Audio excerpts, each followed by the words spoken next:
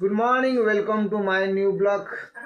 आज हूँ सरस्वती पूजा। सरस्वती पूजा रे आम गाँव में केमती कौन सरस्वती पूजा हुए माने मो वीडियो को लास्ट पर्यंत देखु मैं देखी।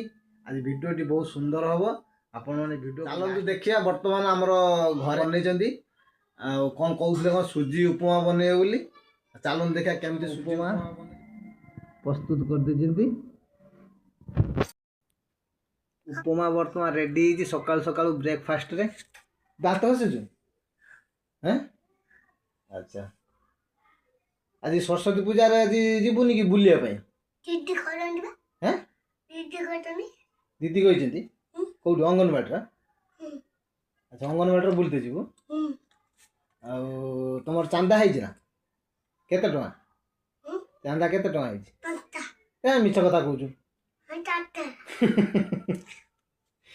तो आम पुओ बर्तमान अंगनवाड़ी खाई दे कि पुओ गाधेबुनी अगाधुआ नुआ जामा पिंधि पड़ेबू हैं गाधे जीवु ना ठाकुर कति सकाल सकाल आम पुओ गाधेब ना से खरा हेले गाधेब पछरे गाधेब सी बर्तमान बाहर सारा खाई पी देकी अंगनवाड़ी पलैब नुआ जामा पैंट पिंधिकी अंगनवाड़ी जाकि तो ब्रेकफास्ट आम सकाल सकाल करदे सुजी उपमा ब्रेकफास्ट करदे बर्तमान जीवा आम देखा सरस्वती उपमा खाई आलु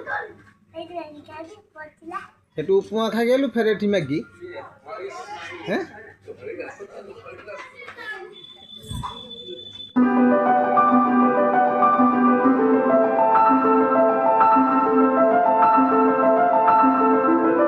तो सांग माने फाइनाली मु आसिक सरस्वती पड़िया बर्तमान पहुँची जाइली।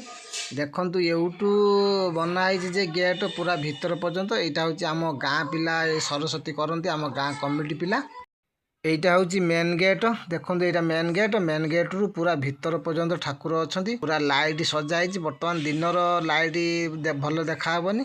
ये देखु सांग माने सरस्वती माँ केते सुंदर देखा पूरा लाइट कि सुंदर कलर दिखाई।